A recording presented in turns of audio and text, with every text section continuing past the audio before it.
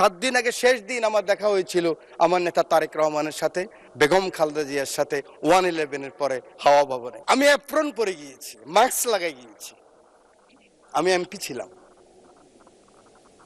দেখে চিনে নাই। সেই ছবি আপনারা দেখেন, কিন্তু মাথার মধ্যে ব্যান্ডেজ লাগানো। আমি মাস্ক খুললাম, অবাক হয়ে গেলেন, আপনি কেন আসছেন? আমার চোখের পানি পড়ছে, আমি পিছিয়ে আসলাম। আগামী দিনে যে চ্যালেঞ্জ আসবে, এই জাতীয়বাদী শক্তির বিরুদ্ধে আবার যে ষড়যন্ত্র আসবে, সেদিনকার প্রধানমন্ত্রীর জন্য জীবনের বাজি রাখতে পারবেন, বাংলাদেশের জন্য বাজি রাখতে পারবেন, সেরকম যদি একটা শক্তি সাহস থাকে, তখনই হবে সবার আগে বাংলাদেশ। যারা শহীদ হয়েছেন, বিশেষ করে এই জুলাই বিপ্লবে, যাদের রক্তের বিনিময়ে, আকাঙ্ক্ষার বিনিময়ে আজকে মহান সংসদে আমরা যারা সবাই এই বিপ্লবে অংশগ্রহণ করার সুযোগ হয়েছিল, আমাদের পরবর্তী 100 বছরের প্রজন্ম জানবে যে আমার পিতা, আমার দাদু এই সংসদে আবার কখন ঢুকতে পারবে চিন্তাই করেনি। যারা 2014 সালের 5ই জানুয়ারি হঠাৎ করে এখান থেকে বেরিয়ে গেলাম, আমার পাশে আমার অনেক বন্ধু সেদিন এই সংসদে ছিল।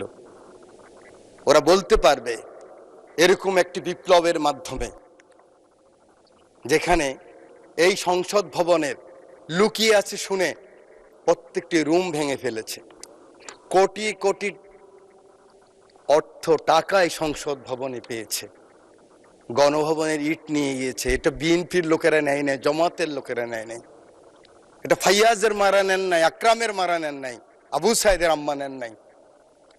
এটা বাংলাদেশের রিক্সাওয়ালা, শ্রমিক, জনতা সকলে ক্ষোভের বহিঃপ্রকাশ ছিল সেদিনকার সেই সমাপনী আন্দোলন। সেই সমস্ত শহীদদের আত্মার মাগফিরাত কামনা করছি, আল্লাহ যেন তাদেরকে বেহেশতের সর্বোচ্চ মাকাম দান করেন। মাননীয় স্পিকার,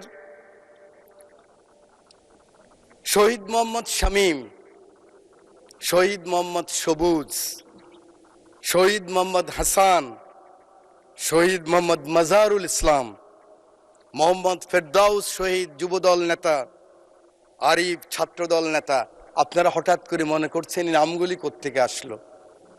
অজপাড় গাঁয়ের, মেঘনা পাড়ের। আমার পাশে বসা আছে আমার মাননীয় সংসদ সদস্য, আজকের পানি সম্পদ মন্ত্রী আবুল খায়ের ভূঁইয়া সাহেব, আমাদের অঞ্চলের। এরা শহীদ হয়েছে জুলাই বিপ্লবে। ওদের মাকে আমি কথা দিয়েছি, আমি জানি এর রুলস অফ প্রসিডিউর অনুযায়ী মহামান্য রাষ্ট্রপতির চেয়ারকে আমি সম্মান করতে হবে, সম্মান রেখেই বলছি। ওই চেয়ারকে ধন্যবাদ দিচ্ছি, ও প্রতিষ্ঠানকে, কিন্তু মহামান্য রাষ্ট্রপতিকে, ব্যক্তি শাহাবুদ্দিন সুপ্পু সাহেবকে আমি কিন্তু ধন্যবাদ জানাতে পারলাম না বলে আমি দুঃখিত।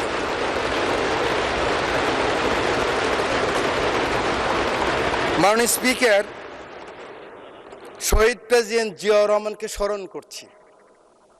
আমার প্রিয় নেত্রী, আমার মা বেগম খালেদা জিয়া জীবনের শেষ পর্যায়ে এই চেয়ারে বসা ছিলেন 9th পার্লামেন্টে।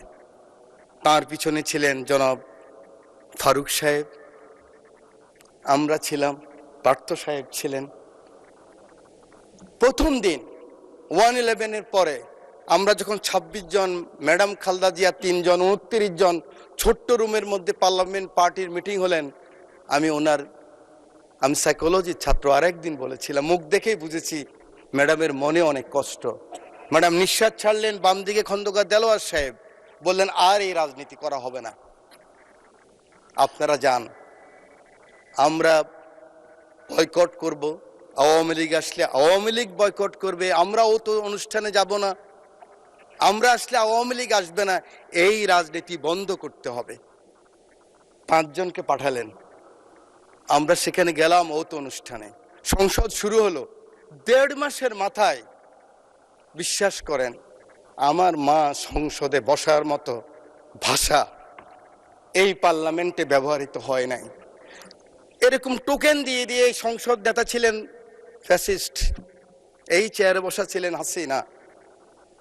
উনি টোকেন দিতেন যুব মহিলা লীগের নেত্রীদেরকে, কিভাবে মন্দ বলা যায়, কিভাবে তারেক রহমান সম্বন্ধে মন্দ বলা যায়, কিভাবে খালেদা জিয়া সম্বন্ধে মন্দ বলা যায়। তারপরও সেই সংসদে আমরা ছিলাম। আজকে আমার নেতা শহীদ প্রেসিডেন্ট জিয়াউর রহমান রাজনীতিটা শুরু করলেন কিভাবে, গ্রোম করলেন কিভাবে। আমি তখন স্কুল থেকে কলেজে এসেছি। উনি ছাত্র, শিক্ষক, সাংবাদিক, সমাজের বিভিন্ন স্তরের মানুষকে নিয়ে গেলেন, সাংস্কৃতিক কর্মীদেরকে হিজবুল বাহারে, সেখানে তাদের সাথে আলোচনা করলেন। আমার সুযোগ হয়েছিল, আমি ফার্স্ট ইয়ার থেকে সেকেন্ড ইয়ার উঠলাম বিশ্ববিদ্যালয়ে। উলসি যদুনাথপুরে নিয়ে গেলেন আমাদেরকে, চট্টগ্রাম বিশ্ববিদ্যালয় থেকে ফার্স্ট সেকেন্ড যারা হয়েছে। 8 ঘন্টা ছিলাম। ওই হাতের স্পর্শ, ওই কথা, ওই ভীষণ এখনো মনের ভিতরে ভাসে। হয়ে গেলাম জাতীয়তাবাদী শক্তির একজন সৈনিক। আল্লাহ এই দুই নেতা এবং নেত্রীকে বেহেশতের সর্বোচ্চ মাকাম দান করুক। সময় নেই, বলতে পারবো না। শুধু বলতে চাই, আর কত যুদ্ধ, আর কত তর্ক, আর কত বিতর্ক, আর কত ছোট করা। এই সংসদটাকে আসুন না সকলে মিলে, সকলের সংসদ, আকাঙ্ক্ষার সংসদ, বাংলাদেশের 16 কোটি 17 কোটি মানুষ যে সংসদ চায়। আমি এখানে যত কথাই বলি, আমি মনে করি আপনাকে গায়েল করেছি, আপনি মনে করেন আমাকে গায়েল করেছেন, কিন্তু বাংলার কৃষক, বাংলার শ্রমিক, বাংলার জেলে সে কিন্তু বোঝে আমার কথা সঠিক না আপনার কথা সঠিক। আমার মহাসচিব মহোদয় এখানে বসা আছেন। আমার মহাসচিব মহোদয়কে হেলমেট পরাই নিয়ে গেছি, নাম বলতে পারলাম না, একজন সেনাবাহিনীর প্রধানের সাথে মিটিং করার জন্য আজকের কৃষিমন্ত্রীর বাসায়। কারণ ওটা বেশি দিন নয়, 23 সালের কথা বলছি। জীবনের বাজি নিয়েই কথাগুলি করেছি আমরা। আমার নেত্রীর 11 আমার নেতাকে যখন নিয়ে গেল খবর পেলাম আমি, কারণ 7 দিন আগে শেষ দিন আমার দেখা হয়েছিল আমার নেতা তারেক রহমানের সাথে, বেগম খালেদা জিয়ার সাথে 111-এর পরে হাওয়া ভবনে। সেদিন ছিল ওনার শেষ দিন। খবর পেলাম ওনাকে নিয়ে গেছে, ঢুকে গিয়েছে। 196 জন এমপি ছিল এই পার্লামেন্টে। আমি ঢুকেছি, আমার নেত্রীকে দেখেছি একজন মা, তার সন্তানের জন্য কি আকুতি, কি কান্না, কি বেদনা বিধুর আমি দেখেছি। আমি সেই কথা মনে রাখতে চাই। আজকে আমরা অনেকে আছি, কিন্তু ষড়যন্ত্র বন্ধ হয়নি। জাতীয়তাবাদী নেতাদেরকে বেঁচে থাকতে হলে অনেক যুদ্ধ করতে হয়, ঐক্যবদ্ধ থাকতে হয়। আমরা সকলে আসুন একমত হই। আগামী দিনে যে চ্যালেঞ্জ আসবে, এই জাতীয়বাদী শক্তির বিরুদ্ধে আবার যে ষড়যন্ত্র আসবে, সেদিন কারাই প্রধানমন্ত্রীর জন্য জীবনের বাজি রাখতে পারবেন, বাংলাদেশের জন্য বাজি রাখতে পারবেন। সেরকম যদি একটা শক্তি, সাহস থাকে, তখনই হবে সবার আগে বাংলাদেশ, তখনই হবে দিল্লি নয়, পিন্ডি নয়, অন্য কোনো দেশ নয়। জি, সময় বাড়ানো হলো আরো 4 মিনিট। Thank you very much. You are very welcome. Thank you very much. আমি আপনাকে ধন্যবাদ জানাই। আমার সংসদ নেতা, আমি ওনাকে হসপিটালও দেখেছি। একজন মানুষ তার কর্মীকে কত ভালোবাসলে, আমি অ্যাপ্রন পরে গিয়েছি, মাস্ক লাগাই গিয়েছি। আমি এমপি ছিলাম, দেখে চিনে নাই। সেই ছবি আপনারা দেখেন, কিন্তু মাথার মধ্যে ব্যান্ডেজ লাগানো। আমি মাস্ক খুললাম, অবাক হয়ে গেলেন, আপনি কেন আসছেন? আমার চোখের পানি পড়ছে, আমি পিছিয়ে আসলাম।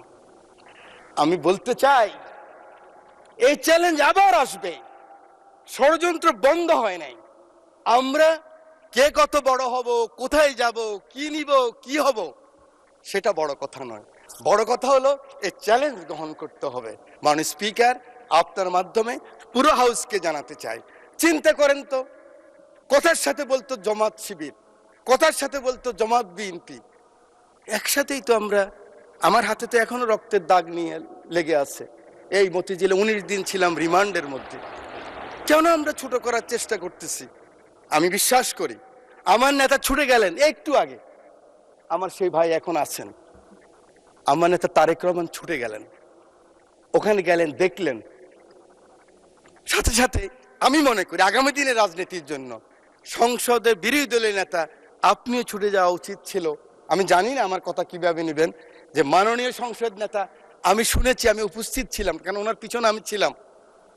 আপনি গিয়েছেন, উনি বলেছেন আপনার কিছু প্রয়োজন লাগলেও আমাকে বলবেন। এভাবেই রাজনীতিটাকে আমরা এগিয়ে নিতে হবে। বাংলাদেশের মানুষের আকাঙ্ক্ষা এই রাজনীতি। মানুষ আর এই হিংসা প্রতিহিংসা আর দেখতে চায় না। বক্তব্য আমি শেষ করছি। যাওয়ার আগে দ্বিতীয় বিশ্বযুদ্ধের একজন সৈনিক, আমরা জানেন আমরা কিন্তু উইলস্টন যে চার্চিলের পক্ষে, মিত্রশক্তির পক্ষে যুদ্ধ করেছিলাম, এবং আমরা কিন্তু বাঙালিরা সবসময় এরকম ছিলাম। আমরা মুঘলের বিরুদ্ধে ঈসা খাঁ যুদ্ধ করেছে, ফরাজি আন্দোলন, ফকেরি আন্দোলন, এগুলি তো আমরাই করেছি। ইলা মিত্রের আন্দোলন আমরাই করেছি, তিতুমিরের বাঁশের কিল্লা আমরাই করেছি। এই সৈন্য গিয়েছিল, যুদ্ধ করেছে বিভিন্ন জায়গায়, মাননীয় স্পিকার। পরে আসছে বার্মায়। বার্মায় আসার পরে নিজের দেশের কথা মনে পড়েছে। দেশের কথা মনে করার পরে মনে করলো এই বর্গী ওলন্দাজ ব্রিটিশরাই তো অত্যাচার করেছে, আবার তো সেই অবস্থাই হবে। তার স্ত্রীর কথাও মনে পড়েছে। তখন ঢাকায় কিন্তু লণ্ঠনের বাতি জ্বালতো। তো তিনি বলেছেন, পরের জন্য যুদ্ধ করেছি অনেক, পরের জন্য যুদ্ধ করেছি অনেক, এবার তোমার আর আমার যুদ্ধ। যদি বলো এত যুদ্ধ করে কি পেয়েছি? তিউনিসিয়ায় পেয়েছি জয়, উগান্ডায় পেয়েছি জনগণের ভালোবাসা, আর প্রতিবেশী বার্মায় পেলাম ঘরে ফেরার তাগাদা। আমি যেন সেই বাতিওয়ালা যে পথ পথ রাস্তায় বাতি জ্বালিয়ে ফিরি, অথচ যার নিজের ঘরে জমে থাকে দুঃস্ব অন্ধকার। এই অন্ধকার তো আমরা কাটাতে চাই, এই অমনীষা থেকে বের হতে চাই। আমরা সুন্দর স্বাভাবিক সকলের জন্য যে বাংলাদেশ, সেই বাংলাদেশ চাই। আমার নেতা তারেক রহমানের সবার আগে বাংলাদেশ, সেই বাংলাদেশ চাই।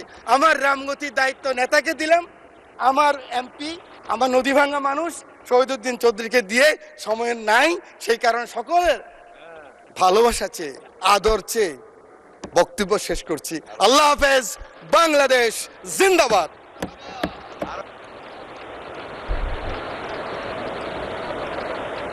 অসংখ্য ধন্যবাদ মাননীয় সদস্য